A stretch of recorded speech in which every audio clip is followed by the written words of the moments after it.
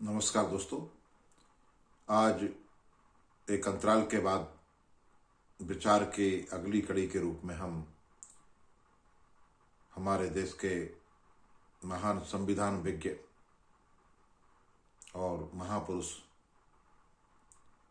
Doctor Bhimrao Ambedkar के विचार को लेते हैं।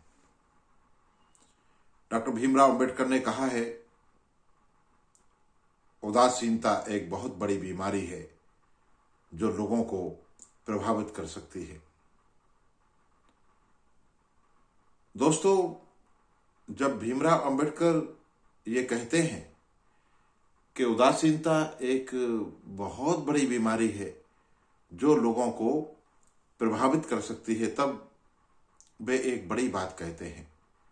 और इस बात के पीछे, अर्थात उदासीनता के पीछे के जो दर्द है, पीछे का जो दर्द है, उसको छिपा हुआ दर्द है उनका, या हर ऐसी स्थिति में जब नागरिक उदासीन हो जाए, निरपेक्ष हो जाए, तटस्थ हो जाए, तो एक बड़ा दर्द पनपता है, उपजता है, प्रदर्शित होता है, या अंतर में वो बहता है।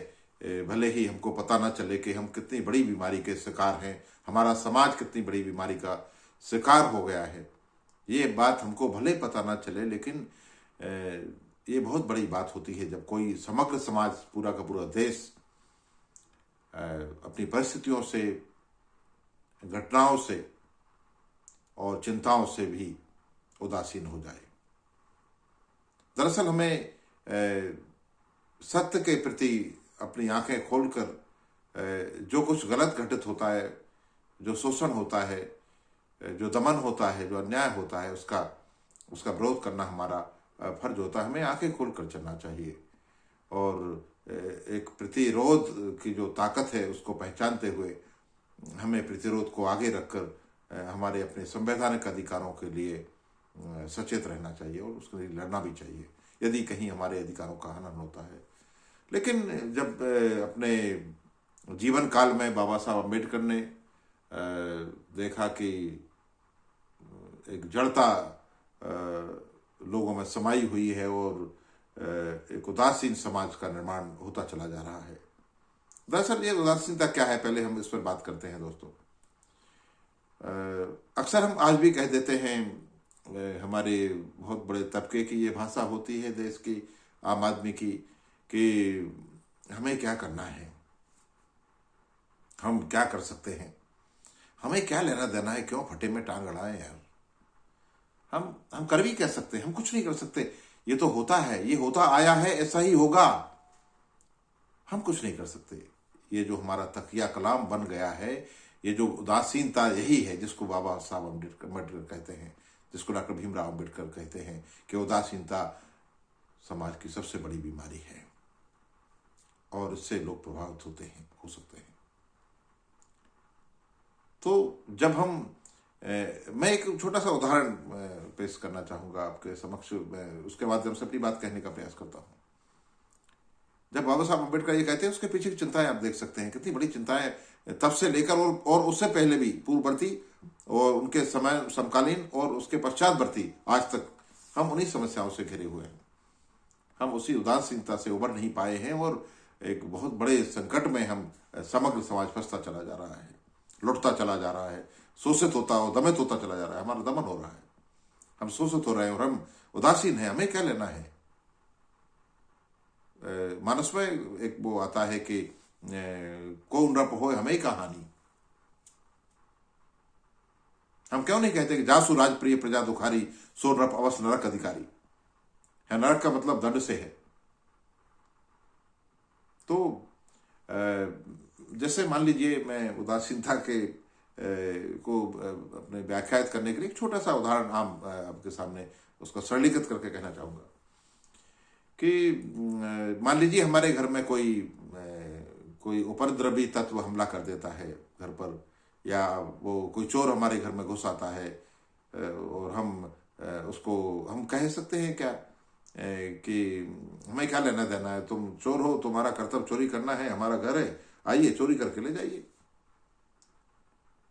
या कोई बदतमीजी करता है तो आप उसको इस तरह सहन कर जाएंगे कि आप कोई अपराधी का प्रतिरोध नहीं करेंगे, विरोध नहीं करेंगे, उसको भगाएंगे नहीं। जो कुछ आपके हाथ में है, डंडा लाठी, जो भी आपका थप्पड़ या उसका आपकी आवाज, आपकी भाषा, आपका विरोध, आपका क्रोध, उसको सामने ला करके उसका विरोध नहीं करेंगे, उसको भगाएंगे नहीं। कैसे कैसे आप, ये हमारा घर है और हमारे जीते जी आप उस पर मतलब उस तरह हमला नहीं कर सकते। आप प्रतिरोध करेंगे, भगाएंगे और आप हर तरह से उसके खिलाफ हो जाएंगे, उसको खदेड़ देंगे, चाहे जो भी हो, फिर जैसे जहां तक भी बात जाए, लेकिन आप हमला नहीं करने देंगे अपने घर पर किसी को। क्या आप ये कहेंगे उस समय कि हमें क्या करना है, हम क्या कर सकते हैं, ये तो होता है, चोर चोरी करते हैं? नहीं, क्योंकि वो हमारा घर है। यही बात यदि मैं देश के संदर्भ में कहूं तो क्या हमें अपने देश को अपना घर नहीं समझना चाहिए? क्या ये वही देश नहीं है जिसकी आजादी के लिए भगत सिंह, चंद्रशेखर आजाद, अशफाक उल्ला खां, नेताजी सुभाष चंद्र बोस, तमाम लोग बलिदान हो गए? उन्होंने अपनी जान की, रानी लक्ष्मीबाई, तमाम बड़ी एक लिस्ट है, जो एक सूची है, जिन्होंने लीडरशिप भी दी और जिन्होंने कुर्बानी भी दी। और ऐसे अनगिनत योद्धा हैं, स्वतंत्रता संग्राम सेनानी, ऐसे तमाम वीर जो शहीद हो गए, इनका कोई जिक्र नहीं है, इतिहास में कोई नाम नहीं है। क्या वो भी कहते थे कि हमें क्या लेना था, हमें क्या लेना है, अंग्रेज राज कर रहे हैं, करते रहे, उससे पहले मुगलों ने किया, करते चले गए, हम क्या करें? अंग्रेज आ गए, अंग्रेज करते रहे, मर्जी हो जाए, बोर हो जाए, राज करते करते चले जाए, न जाए तो न जाए, हम क्या कर सकते हैं? हमें क्या लेना देना है? हम क्यों मरें, हम क्यों विरोध करें? इतने बड़े अंग्रेज साम्राज्य का हम क्या कर सकते हैं? हमारे पास क्या है, उनके पास तो बंदूकें हैं, उनके पास तोपें हैं, सब कुछ है। क्या ऐसा शहीदों ने सोचा? उस कब्जे को बरकरार रहने दिया? क्या विरोध नहीं किया? क्या जेलों में नहीं गए? क्या अपने जवानी कुर्बान नहीं की? क्या अपनी जिंदगी कुर्बान नहीं की? क्योंकि उन्होंने इस देश को अपना घर समझा, क्योंकि उन्होंने कहा कि ये हमारा देश है, ये आपका देश नहीं, आपके पिताजी का देश नहीं है, आपको इस देश को छोड़कर जाना होगा। यदि ऐसे नहीं जाते तो टिट फॉर टैट, जैसे को तैसा हथियार भी लाए और उससे मुकाबला भी किया, और जैसे भी उनको परास्त कर सकते थे उन्होंने किया, चाहे उनको जेलों में रहना पड़ा हो, चाहे जिंदगी की कुर्बानी देनी पड़ी हो। आज वो हमारे इतिहास में अमर है। आजादी यूं ही नहीं आ गई दोस्तों, इस आजादी के लिए तमाम कुर्बानियां, अनगिनत कुर्बानियां हुई, उनके कारण हम आजाद हैं। तो क्या इस आजादी को बरकरार रखना हमारा काम नहीं? क्या इस देश में संवैधानिक शासन की स्थापना लगातार वास्तविक रूप से चलती रहे, यह हमारा काम नहीं? क्या हम इतने सजग बने कि जहां कहीं भ्रष्टाचार हो, अन्याय हो, अनाचार हो, दमन हो, गलत हो, हम उसका विरोध करें? यह हमारा काम नहीं? उन लोगों ने देश के लिए अपनी जान दी, वो देश के लिए मरे, क्या हम देश के लिए जी नहीं सकते? उसे मरना नहीं, शहीद होना कहेंगे, लेकिन कुर्बानी दी। आप कुर्बानी नहीं दे रहे हैं, आपको उस देश के लिए जीना है, सजग रहना है, अन्याय के खिलाफ आवाज उठाना है, देश की रक्षा के लिए अपने जो भी कदम आप उठा सकते हैं संवैधानिक सीमाओं में रहकर हमें उठाने चाहिए। हम जिनको चुनकर भेजते हैं वे हमारे देश के जो सच्चे सेवक होना चाहिए उनको, क्योंकि हमारे देश में लोकतंत्र है, और लोकतांत्रिक जो परिभाषा है लोकतंत्र की वो ये है, जनता का शासन जनता के द्वारा जनता के लिए। ये नेता का शासन जनता के द्वारा नेता के लिए नहीं है। हमारे नेता लोग जिनको हम एमएलए से लेकर, एक पार्षद से लेकर प्रधानमंत्री तक, एमपी, एमएलए, मुख्यमंत्री, मंत्री, प्रधानमंत्री, सब इस देश की किसान, मजदूर, आम जनता, सबके सेवक हैं। उस देश के मालिक नहीं है, देश के सेवक हैं। क्या सेवक हैं? क्या सेवक धर्म निभा रहे हैं? क्या विभाजनकारी नीतियां नहीं है समाज में? क्या किसान, आम आदमी, मजदूर, उनका दमन नहीं हो रहा है? क्या बेरोजगारों के साथ अन्याय नहीं हो रहा है? क्या देश को जाति, धर्म और तमाम तरह से बांटने की कोशिश नहीं हो रही है? ये सब हो रहा है। और एक इतना नैराश्य जो पीड़ादायक है पूरे देश भर में छाया हुआ है। हम क्या कर सकते हैं, हमें क्या करना है? ऐसा तो होता है, होता रहेगा सक्षम में, हम कुछ नहीं कर सकते। इसी उदासीनता की बात बाबा साहब डॉक्टर अंबेडकर, भीमराव अंबेडकर कह रहे हैं कि उदासीनता सबसे बड़ी बीमारी है जो लोगों को प्रभावित कर सकती है। यदि समाज इसी तरह उदासीन भरा रहा तो आजादी उस तरह से नहीं है जैसे हमारे संविधान ने हमको दी है। लोकतांत्रिक रूप से हमें समता का अधिकार प्राप्त है। क्या समता है? गांव और शहरों के जो जीवन है उसमें भारी अंतर नहीं है। एक किसान की स्थिति क्या नहीं है, कितना दमन किसान का नहीं हो रहा है, कितना पीड़ा उसके साथ नहीं है। मजदूर के क्या हालत है, बेरोजगारों की क्या हालत है, युवाओं की क्या हालत है। एक बड़ा तबका शोषण की गर्त में दबा हुआ है, पीड़ा में है, शोषित हो रहा है। और गिने चुने मुट्ठी भर लोग सत्ता पर काबिज होकर उसका दुरुपयोग करते हुए देश के खजाने को लूट रहे हैं और लुटवा रहे हैं।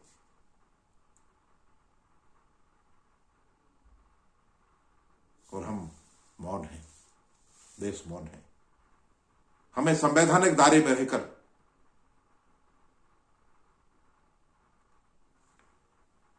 शासन के समक्ष अपनी बात रखनी होगी। जो गलत करते हैं उनका विरोध करना चाहिए। चुनावों में हमको ऐसे लोगों को जिताना चाहिए जो जनता की सेवा करें, जो ईमानदारी से शासन चलाएं। हमारे देश में चुनावों में क्या नहीं होता, किससे छिपाएं?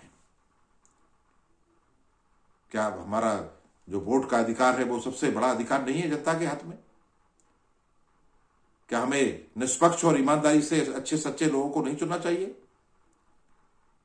हम पर भी सवाल उठता है, जनता पर भी सवाल उठता है। जब चुनाव आते हैं तो जनता अपनी जागरूकता को, अपनी अवेयरनेस को, अपनी जन जागृति को कहां छोड़ आती है, कहां फेंक आती है समंदर में।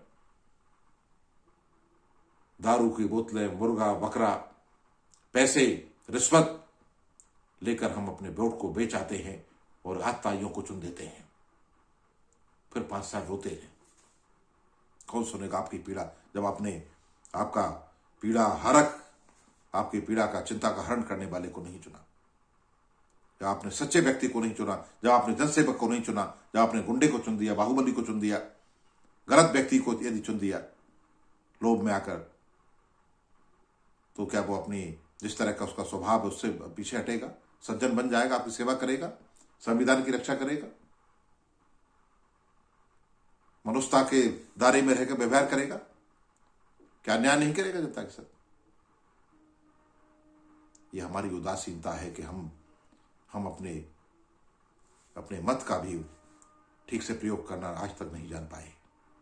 एक बड़ा तबका सरकारें बनाता है।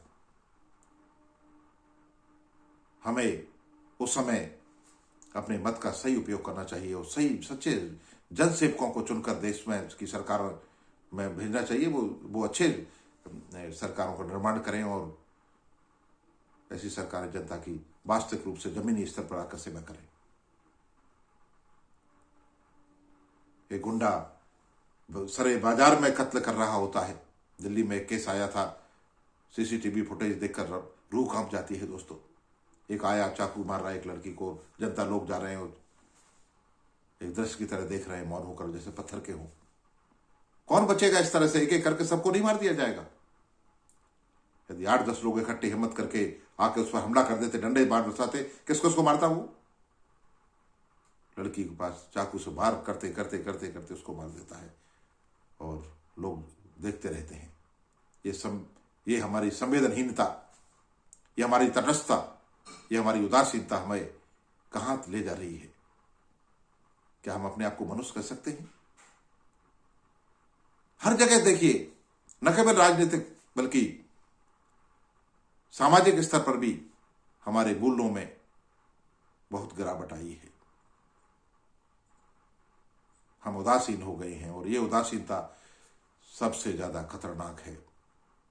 इसको छोड़ना होगा, इस बीमारी को, इसको भगाना होगा और हमें हम इस पर तरह से, इस प्रकार से निरपेक्ष नहीं हो सकते, तटस्थ नहीं हो सकते, उदासीन नहीं हो सकते। हमें क्या करना है ऐसा नहीं कह सकते, क्योंकि नंबर सबका आता है एक एक करके। आप कितने पीछे छिपेंगे? घर से निकाल कर आपका शोषण किया जाएगा, आप पर हमला किया जाएगा यदि आपने गुंडों को गुंडागर्दी से नहीं रोका तो। अन्याय का विरोध नहीं किया तो अन्याय का प्रहार आप पर भी होगा। बाबा साहब अम्बेडकर ने अपने समग्र जीवन काल में जिस तरह से अभावों में रहकर उन्होंने न केवल अपना उत्थान किया, अपना विकास किया, अपन को खुद को शिक्षा देकर शिक्षित करके समाज के लिए, सेवा के लिए तैयार किया, बल्कि एक समग्र समाज को, एक पिछड़े समाज को, एक ऐसे समाज को जो गांव में रहता था, जो दलित था और जो जिसके साथ बहुत भारी अन्याय हो रहा था, न केवल जाति आधार पर बल्कि समग्रता में उन्होंने बहुत सारी बुराइयों का विरोध किया और वो जन चेतना के लिए लड़े, वो शिक्षा के लिए लड़े। एक बार उन्होंने महिलाओं के सभा को संबोधित करते हुए कहा कि शिक्षा बहुत जरूरी है, और खासतौर पर महिलाओं को भी शिक्षा बहुत जरूरी है। उन्होंने मद्यपान, शराब का विरोध करते हुए कहा कि महिलाओं को शिक्षित होना चाहिए और सभी को शिक्षित होना चाहिए। शिक्षा हमको अपने अधिकारों से अवगत कराती है और हमें आगे ले जाती है, हमें सच्चा मनुष्य बनाती है, हमें साहसी बनाती है, हमें ऊर्जा से भर देती है।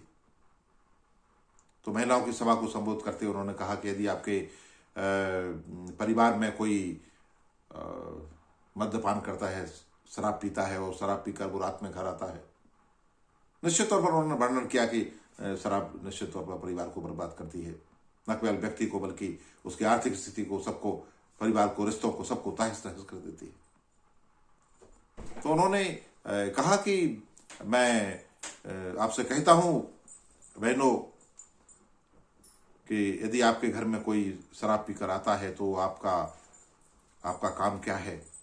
आप दरवाजा बंद कर लें, रात में वो खोलें नहीं। आपका विरोध होगा, आप भारी रुकने दें, जहां वो जाए वहां जाके रात भर पड़ा रहे, सुबह होश आएगा तो ठंड से सामना होगा या तमाम तरह से, लेकिन आपका ये विरोध काम करेगा और धीरे धीरे आदत खत्म होगी। ये आपका प्रतिरोध है, जो जरूरी है, ये आपको करना होगा। सभी को शिक्षित बनना चाहिए, क्योंकि शिक्षा भी हमें बहुत आगे ले जाती है। बगैर शिक्षित समाज के हम अपने जीवन को अच्छा नहीं बना सकते, उन्नत नहीं बना सकते। शिक्षा तमाम बुराइयों को दूर करने के लिए हमें एक विवेक पैदा करती है। उन्होंने अपने जीवन भर समतामूलक समाज की स्थापना के लिए बड़ा काम किया। उनका ये कथन कि उदासीनता एक बहुत बड़ी बीमारी है, बल्कि कहते हैं सबसे बड़ी बीमारी है। डॉक्टर साहब ने कहा, डॉक्टर भीमराव अम्बेडकर कहते हैं कि उदासीनता सबसे बड़ी बीमारी है और लोग उससे प्रभावित हो सकते हैं। प्रभावित कैसे हो सकते हैं? मैंने बताया कि आप अन्याय का विरोध नहीं करेंगे, आप ऐसा होने देंगे जैसा हो रहा है, तो उसका असर पूरे देश पर पड़ेगा, आपके परिवार पर पड़ेगा और पूरे समग्र समाज पर पड़ेगा। अलग अलग तरह से उदासीनता होती है, वो आपके व्यक्तिगत उदासीनता से लेकर पारिवारिक उदासीनता, स्थानीय उदासीनता और राष्ट्रव्यापी उदासीनता, वैचारिक उदासीनता, हर तरह की उदासीनता हर तरह से हर स्तर पर व्यक्ति का नाश करती है, उसको पतन की गर्त में ले जाती है। और एक अवेयरनेस, एक जागृति, एक जन जागृति, एक सचेतन व्यक्तित्व आपको ये सब समग्रता में आपको बचाती हैं, परिवार को बचाती हैं और रिश्तों को बचाती हैं, समाज को बचाती हैं और संपूर्ण रूप से देश और दुनिया को बचाती हैं। वो हमारी संवेदनाओं को बचाती हैं और संवेदनाएं इस तरह से बचते बचाते पूरे समाज को बचाती हैं, जीवन को बचाती हैं। वहां फिर एक जंगल राज की स्थिति नहीं बनती कि जो हो वो हो, जिसकी लाठी उसकी भैंस, ऐसा जंगल राज ना हो। समाज से लेकर, व्यक्ति से लेकर कहीं भी अनाचार ना हो, अन्याय ना हो और सबको अपने अधिकार मिलें, सब ठीक ठाक हो। उसके लिए हम समग्रता में यदि एक सार रूप में कहें तो कहेंगे कि हमारी उदासीनता, सबकी उदासीनता बेहद खतरनाक होती है। हर स्तर पर हर प्रकार की उदासीनता बेहद खतरनाक होती है। यदि हम उदासीन हो गए और उदासीन बने रहे तो एक बहुत बड़ी बीमारी का शिकार हम हो जाएंगे, जैसा कि डॉक्टर साहब भीमराव अम्बेडकर कहते हैं। और ये पूरे व्यक्ति को ही नहीं, पूरे समाज को प्रभावित करेगी और ये ठीक नहीं होगा। उसके परिणाम मनुष्यता के पक्ष में नहीं होंगे, व्यक्ति के पक्ष में नहीं होंगे, देश और दुनिया के पक्ष में नहीं होंगे, समाज के पक्ष में नहीं होंगे। इसलिए हमें तटस्थ नहीं होना चाहिए, हमें व्यक्तिवादी नहीं होना चाहिए, हमें उदासीन नहीं होना चाहिए। बहुत बहुत धन्यवाद दोस्तों, आप विचार सुनते हैं और उसका प्रसार करते हैं। मैं आपका हृदय से आभारी हूँ। नमस्कार।